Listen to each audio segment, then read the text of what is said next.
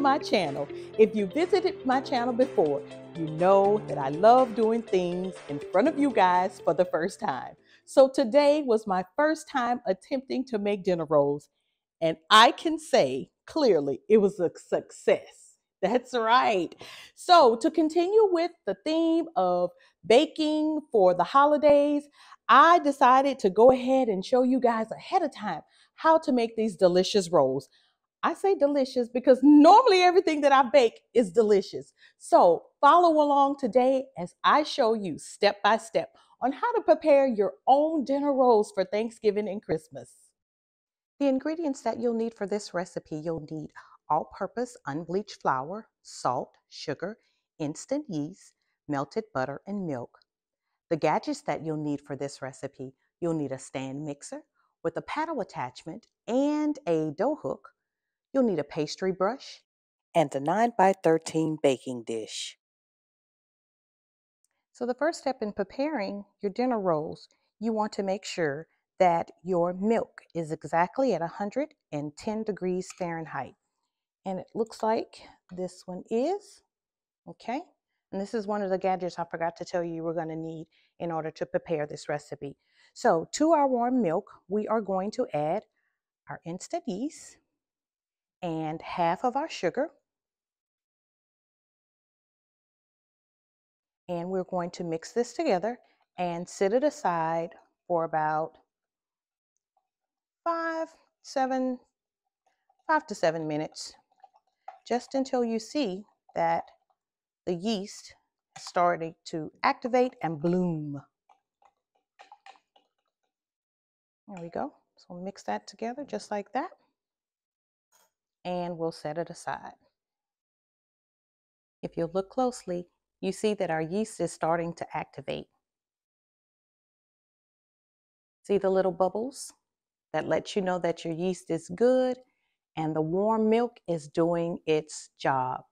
If you don't see a difference, then that means that your yeast is not good. Throw it out and start over. But as you can see, there are little bubbles forming and our yeast is blooming or activating. And we'll go ahead and add our yeast mixture to our bowl, making sure we got every single drop.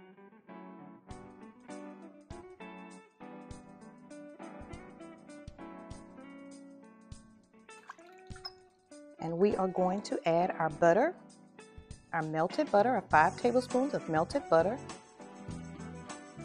the remainder of our sugar, our egg. And I was going to add my paddle attachment.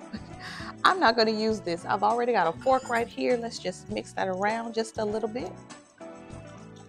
Mix that all together. And then we're going to add half of our flour to our mixture. That's about a half. And then we'll mix that together.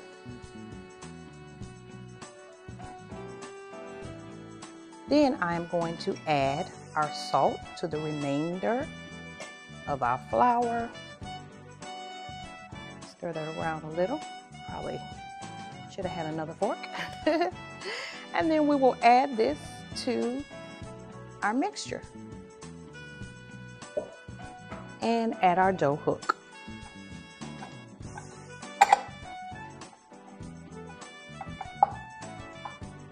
And let's mix this on medium for approximately 2 to 3 minutes, just until all of our ingredients are well incorporated.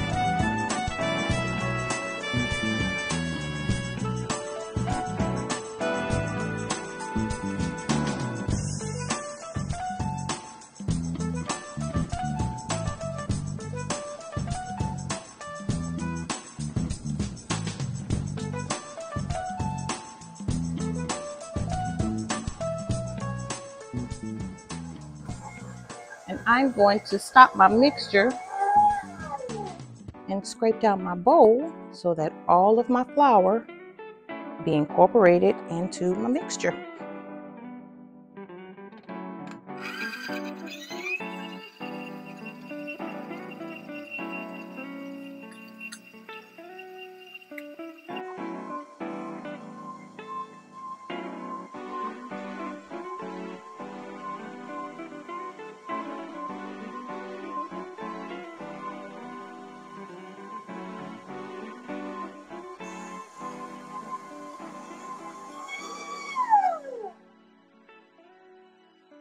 I'm gonna make sure all of that dough is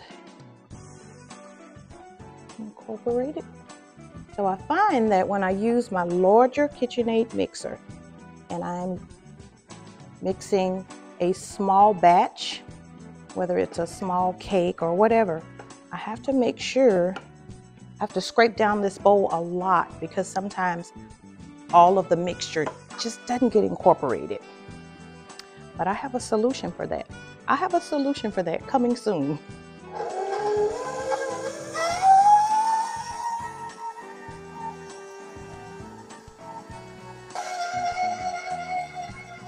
Okay, let's check it. Still kind of sticky.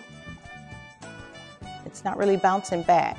We want to keep going. Maybe just about a minute more, just to see if it'll if our dough will bounce back without being so sticky.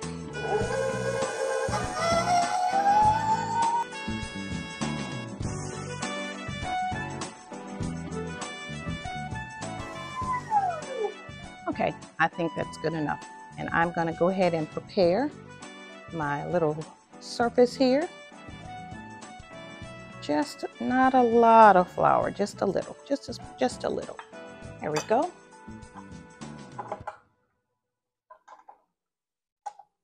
And we are going to knead our dough by hand. Get a little flour. I didn't tell you you're going to need one of these, but this is a good little gadget to have in order to get all of this beautiful dough out of your bowl.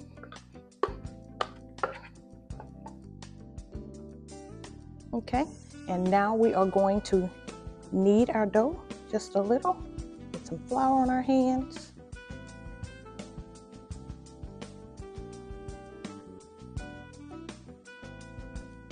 And we know that we've done it enough.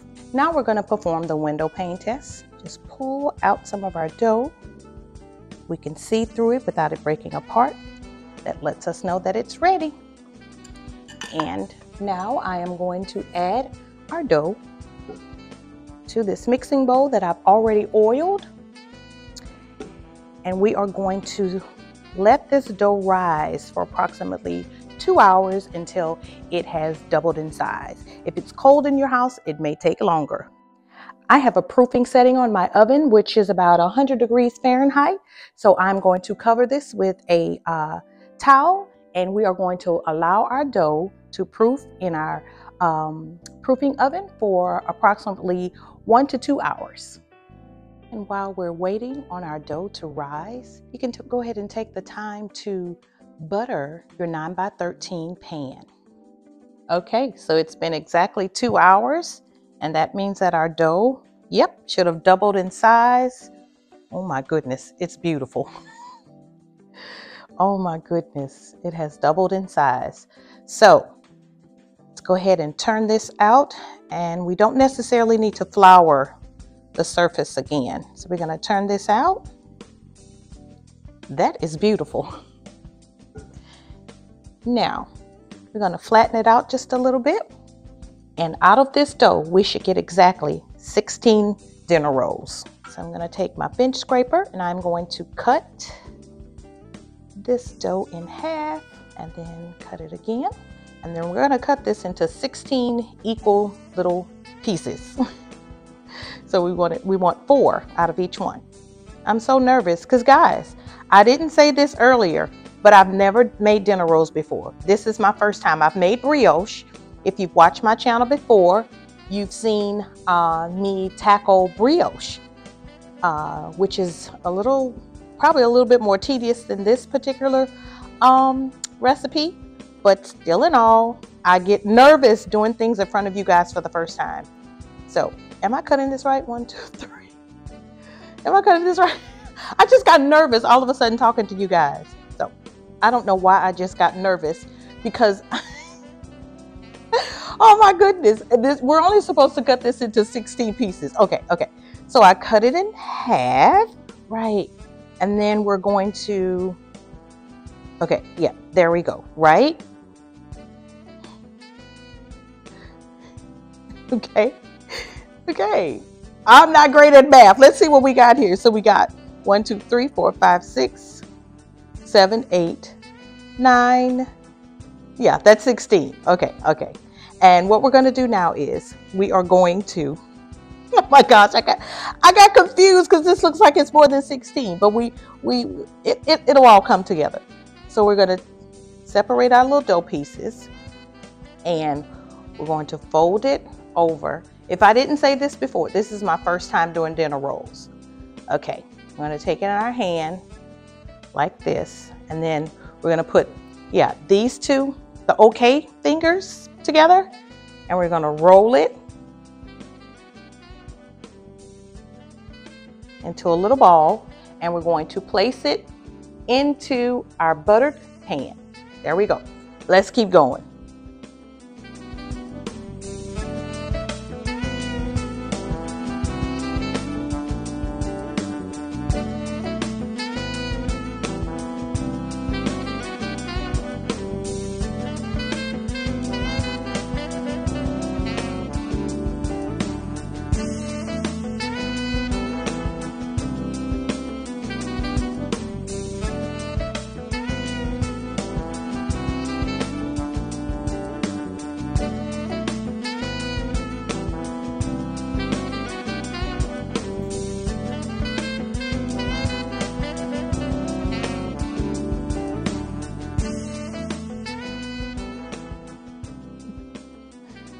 Okay, there we go. Trying to make sure that I have enough and that they're all the same size. And if they're not, it's okay. It doesn't have to be perfect. These are rolls. We're going to eat them. But you want to leave space in your pan. Don't let them touch. You see how I'm leaving space there? So that, because we're going to need to let these rise again for about an hour.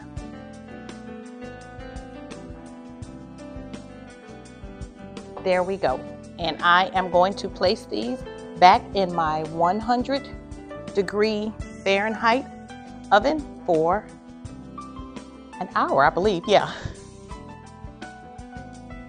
So they have risen for an hour and have doubled in size. Look at that. Now it's time to bake.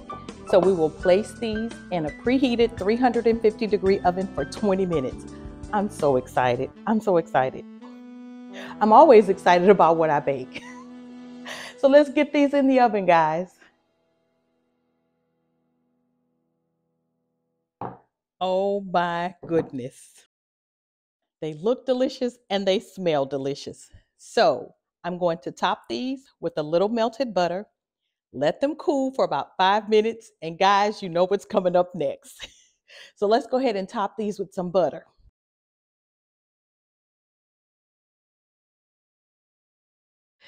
Okay, guys, you know what time it is. Taste test time. Oh my goodness. Oh, look at there. Oh, look how soft and pillowy. Okay, so before I take a bite, I gotta come let you see. Can you see that? Oh yeah. I'm so excited. So excited. Mmm. Mmm. Mmm. Mmm. That's bringing me back to my childhood. Oh yeah. These taste like cafeteria rolls that I grew up with. Guys, and they smell so good. Thank you so much for joining me today on Mrs. D's Baking TV.